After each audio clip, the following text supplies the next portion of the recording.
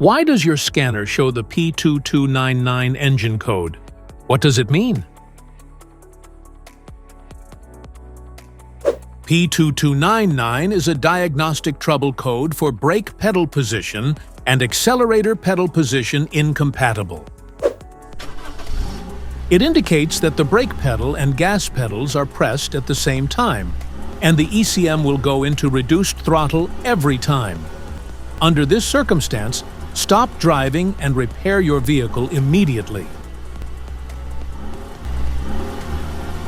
So what causes this imbalance here are the most common culprits. This error could be caused by these possible faults in your car. Unintentional pedal overlap, faulty brake pedal position sensor, faulty accelerator pedal position sensor, wiring or connector issues, brake system malfunction.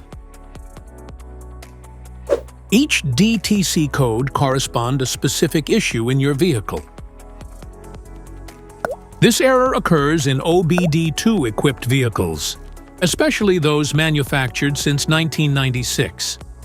It is commonly found in Ford, Volkswagen, Nissan, Honda, Chrysler, Toyota, and Chevrolet.